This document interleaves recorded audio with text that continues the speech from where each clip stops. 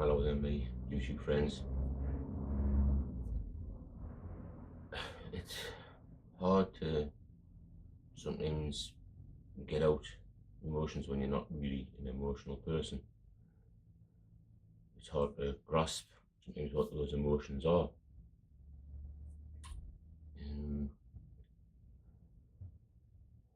How to start tomorrow, by the time you see this, it'll be now, is my birthday.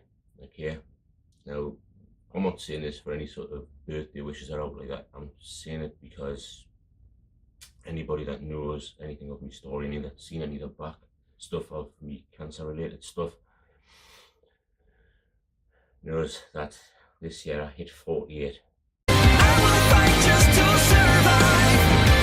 I won't be denied. I'm a warrior inside. Okay, right now I'm 48, whatever. It's actually, for me, I'm 47. I'll be 48 tomorrow. By the time you see this, I will be 48. So it's like a weird thing. And I've got a lot of mixed emotions about it. Now again, for those of you who don't know me and don't know my backstory, I don't know any of the back history, you won't understand why it is that hitting 48 is any big of a deal. Okay? For those that you do know and do realise that that was the age that my father died. He died of a rare form of cancer himself, to be really honest with you. It's one of those things, the part of it that started off was prostate cancer with him, but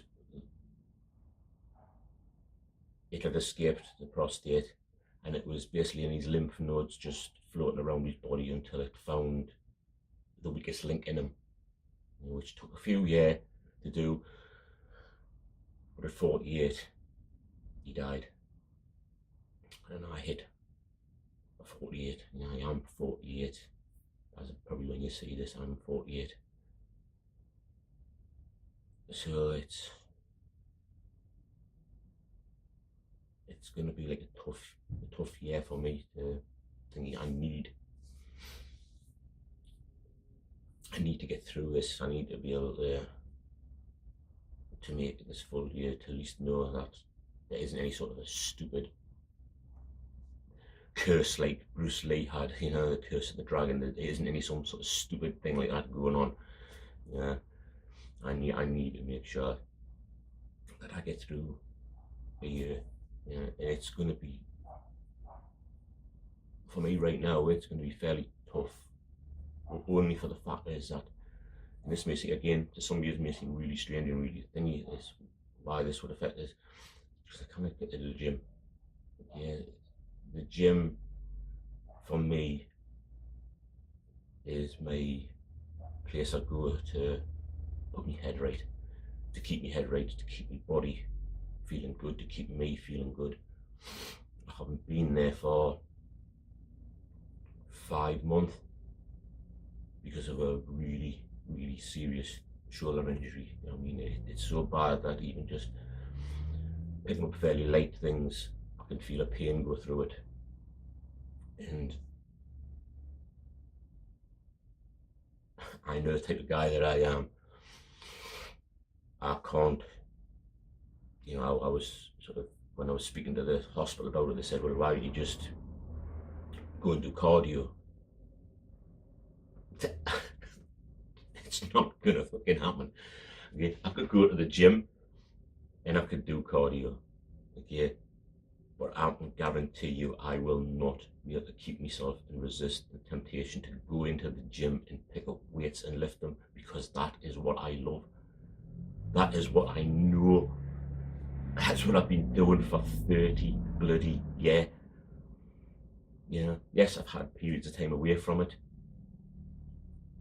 but I've always went back to it. It's always been that thing to keep me grounded, to keep me almost part of who I am and all I know.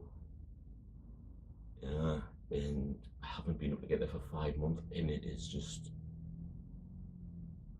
mentally it's starting to have an effect on us. It's starting to really bring us down a bit. I haven't let it bring me to the point of depression in the way that a lot of people would see depression. As I say, I struggle with any sort of emotion at all. I really do. I don't. I find anything out really difficult. You know, anybody showing any caring towards us or any loving towards us, I find that's quite strange to deal with. To try and tell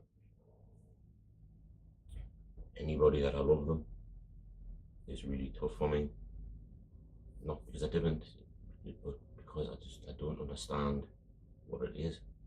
You know, I don't honestly believe I felt it in that big of a way. But feeling what I feel for my kids, but I think that's a different sort of love that you have for your kids. You know, you have a love for me, puppy Bruno, but it's a different sort of love. It's a different sort of thingy, and that's why I can never. I find it so difficult to tell anybody that I love them. People know I care, you know, because I show that in a different way. But I still find it difficult with any sort of emotion. So the things that's going through me right now, the feelings that's going through me right now, I'm trying to process them. I'm trying to understand what they are, because it's weird. Some of your emotions can be very, very mixed up, and they can feel, one emotion can feel very, very similar to another emotion. You know, because what I've got in here could almost be mistaken for excitement. I know I cannot be excited about a year filled with not knowing and filled with the idea of that, yeah, is there anything there? Is there any sort of really say sort of curse type thing going on that's gonna take me down this year? So yeah, but it's also that I can't see it as being a sense of dread, because it's not. You know, there isn't a sense of dread there. I really spend most of the time. I rarely spend any time thinking about any sort of future as such, because I know this possibly isn't going to be a one. I try to live as much as I possibly can in the now, living with what I have, living in the now. I will look sometimes towards, say, another, I'd like to go away at some point. Let's look at where we can go. Let's look at when we can do it. And if I can reach that point in time, great, we'll do it, we'll go, we'll think it'll be booked. And hopefully I'll manage to reach that point. Yeah. What I'm trying to think is that even though I'm saying it the way it sounds like I'm being very, very sort of negative in a way, it isn't negative. Okay, I'm a realist in that respect. I don't know how long I've got. The hospitals don't know how long I've got. Even when it kicks back off and the growth starts again, the hospitals won't know how long I'll have. You know, maybe at some point they might be able to see by how rapidly it does start to grow, then they may have an idea of how long I've got.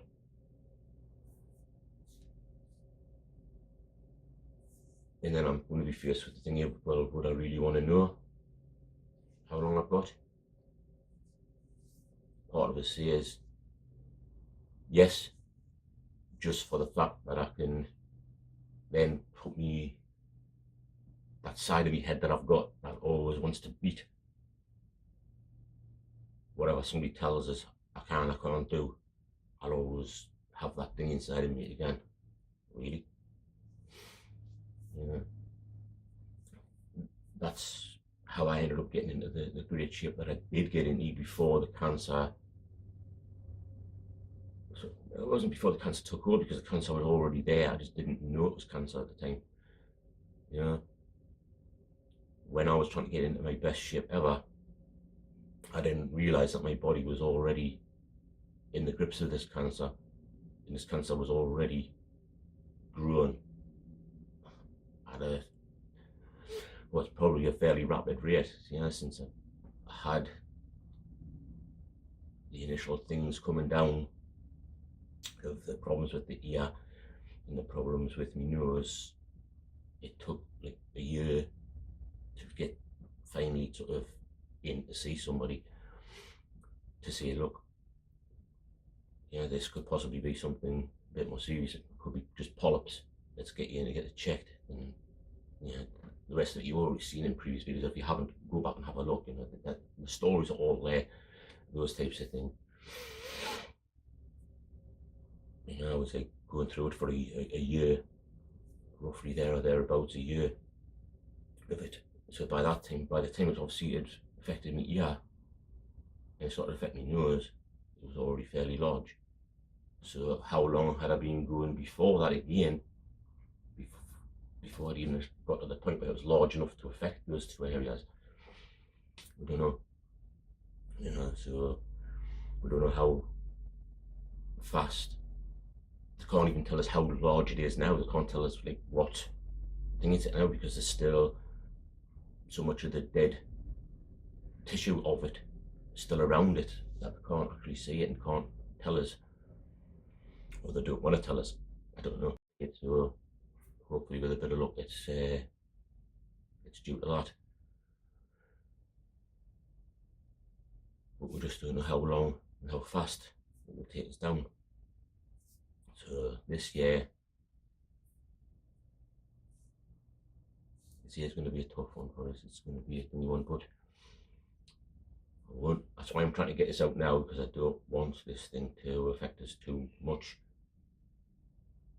I want to get some of this that I'm feeling out of us, because perhaps just mentioning it and talking about it and getting it off my chest may help us to process it a little bit. You know, to try and see if I can understand what it is I'm going through. Because I see emotions, I don't really understand them, I don't think of them. And I know that when I get the chance, when I get the thing to do it, I will kick in what I've always kicked in. And I've even put the t-shirt on now to get us into that mindset. You know, GIFD, get it fucking done. You know, I'll live by that as much as I possibly can. You know, I live by this motto as much as I can. Get it fucking done. Stop worrying, stop thinking, stop over-analysing, because I've done a lot of that in the past. I used to over-analyse everything and just think about things too much. Now it's just get up, get it done. Yeah. And I so much want to get up and get it done with the gym. Just get my arse back to that gym and get working. But I know right now, if I attempt to do that, I'll be in a worse state again, because I will completely and utterly smash my shoulder to bits. It'll be to the point where I probably end up having again for an operation to just give myself motion in it again. That's how crazy I would be. You know, I would push myself, and then I would. That's why I don't use it as an excuse to not go to the gym. I'm using it as a reason to say, if I want to get back to the gym and I want to be able to train again properly, I need to forcefully keep myself away so that I can fix this and get back to the gym quicker and without hopefully having too much pain at a later date. I could go back tomorrow. I know for a fact I could go to the gym tomorrow and I could put up with the pain, push myself through workouts for the next however long it managed to last. It might last a week, it might last a couple of weeks, it might last a couple of months. then I'd be knackered and I'd be out, and I'd probably not be able to get back to the gym at all because I'll have absolutely buggered it. So I stay away now. And I keep telling myself mentally, stay away, Mark, because if you stay away now, you'll get back to it better because you'll have it fixed. You'll have the problem fixed. You won't try and mask the situation, you'll fix it. And then you'll be able to get back and you'll be able to do it properly. And you'll be able to train for a lot longer before anything happens again to stop you. So I just thought I would make what was going to be a quick video, but they never end up turning up to be. I'm sorry guys, they just never do. They never turn out to be quick videos. Whereas rock and horses grab, that happens. And I do try. But as you know, with me, what does the word try mean? It means failure. Simple as, anyone that uses the term try, you've already failed. You've already failed. That's one thing to look out for, guys. If your thing is always to use the word, oh yeah, I'll try and do that, I'll try and do this, I'll try and do that, you have just failed automatically. There's a simple way to put it. If you tell somebody, this is the way I've always tried to show it and justify it is, if I was to try and pick up the pencil, okay, if I go and touch the pencil, I haven't tried because I haven't even made an attempt to pick up the pencil. Yeah. So if I try pick up, so if I say to somebody, try and pick up the pencil, and they go, they haven't tried, they've picked it up. If they go, well, yeah, I go, you haven't even tried because you haven't even went near the pencil. To try is to grab a hold of it, to put the effort in, but to fail, to lift it.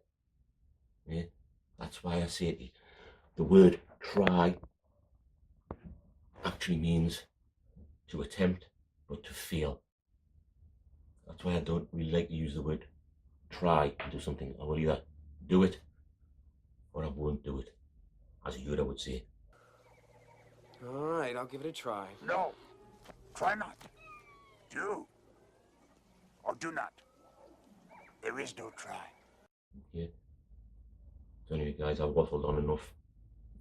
I'm hoping that might help some people understand to change some of the habitual language you use, because whatever language you use habitually, which means on a regular basis, is how it will be.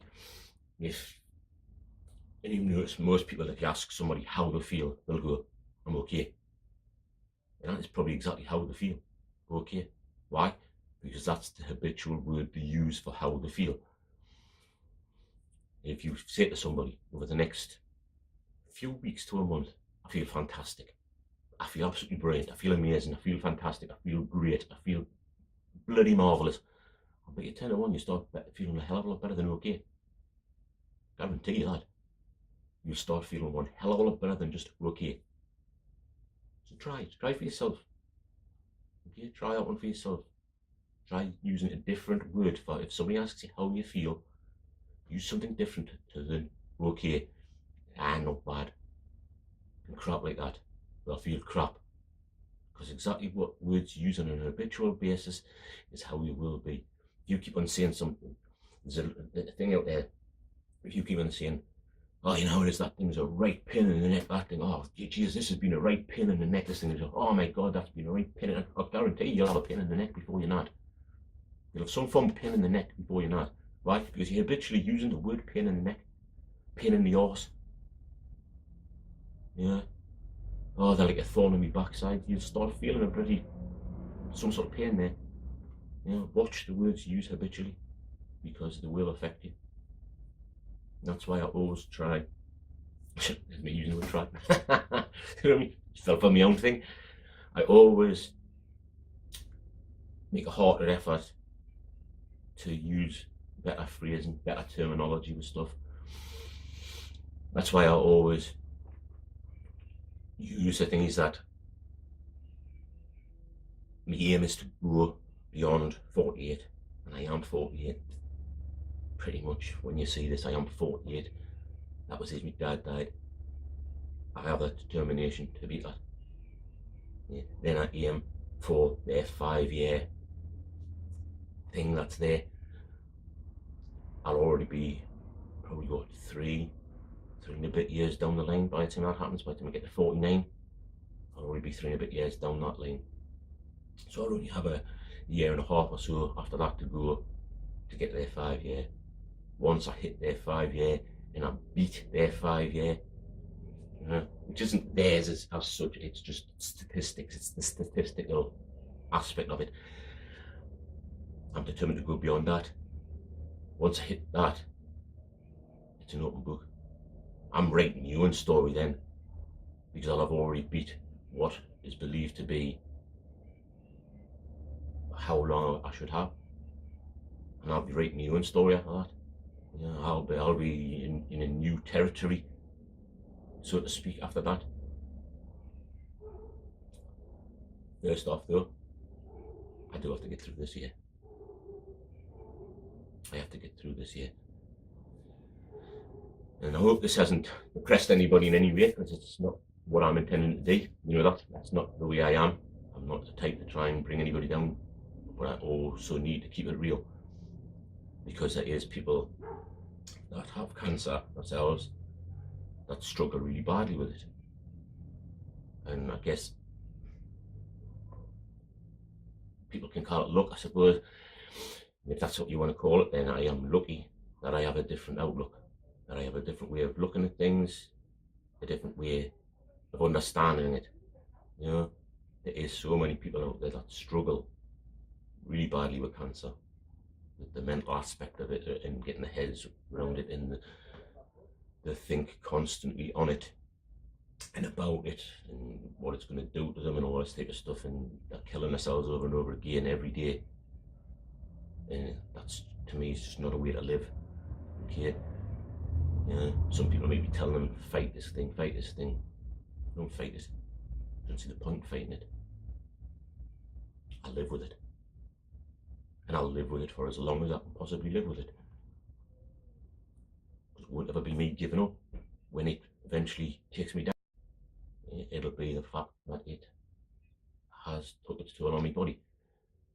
Won't be me giving up, won't be my body giving up. It'll just be the fact that I can no longer live with it. It is that the thing itself has decided that it wants the body and it's going to take it from me. Okay? I won't ever have given up. Never. I've got so much that I still want to do and still want to live for. Yeah. Just, I know this year is going to be a tough one. Probably up until the time that I'm sorted out, which I'm hoping won't take too long, but hey, we all know how hard it can be to get an appointment at the doctors, let alone to go and see a physiotherapist. Even though I've been to see somebody personally, he couldn't give us injections. When I go to see these physios, I'm hoping that straight away they'll just go, yeah, because of what you've already been through, because of what you've already done, we're going to straight away give you the injection. That's probably not going to happen. So I'm going to be probably down there 2 and 3 times before I'll even get the freaking goddamn injection, which is going to be hard for me to take, because I so desperately want to get back to that freaking gym. And I've even been told, like, after I've had the injection, you're going to have to be damn careful, because you'll almost feel indestructible again, because the injection will pretty much make us feel like it's healed. Yeah, but it won't have healed. They're giving us an injection to help ease the pain and help ease the thingy and to start repairing it. It won't be repaired. And I know me, as soon as I feel it, it's like, whoa, I've got motion, I can do that. Yeah, I feel great, let's go back to the gym. I'm not able to hurt myself. But how long will I be able to keep myself away if they tell us, look, you need to stay away for another 3 months? I'm going to struggle. I'm going to really struggle with that. If they tell us, just take it easy for a month, give yourself a month, then go back and take it easy, go back slow, go back thingy, I will make every attempt to do that. I know I find it difficult, because when I get to the gym, all I want to do is pick up them weights and just feel what it's like to have them in my hand and push my body, feel that sense of exhaustion, that sense of exhilaration I get from lifting weights. doesn't have to be heavyweight. You know, things don't have to be heavy, but I do feel the need to push myself beyond the norm. I need to have that feeling of the muscles being worked damn hard in order to feel like I've done anything, like I've done anything worthwhile. So, I'm sorry guys that I've waffled on, that but I suppose it's just trying to give you that insight into me mental state, my mental capacity, with what I need, what I want, how I deal with a lot of stuff, and how it's starting to have an effect on us because I can't go and deal with it the way I like to deal with it. You know, it is having an effect. But anyway, I'm gonna go and enjoy. Well, I suppose it'll be tomorrow when I enjoy my birthday television. We use it. I'm gonna go away, have some fun, and try and shake off these feelings. No. Try not. Do. Or do not. There is no try. I'm getting, or not try, I'm going to shake off these feelings I'm getting. See what I mean?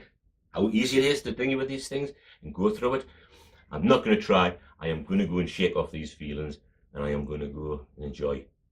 And I am going to make the most, and I am going to GIFD, get it fucking done. Thanks for watching, guys. I really do appreciate this. And I hope it's given you a little bit of an insight. Please feel free to comment. Okay, I do always comment back as soon as I get the chance. Always, never let anyone down in that respect, I don't think. Share if you think that somebody might appreciate this or might get something from it. Like if you've liked, dislike if you didn't. It's all the same to me. And I'll catch you in the next one, guys. Thank you so much for watching me waffle on for nearly half an hour. I'll catch you in the next one, guys. This is the Bearded Oaf. I'm out. So what I believe you were trying to say is thank you. Thank you? You're welcome. What? No. I didn't. I wasn't.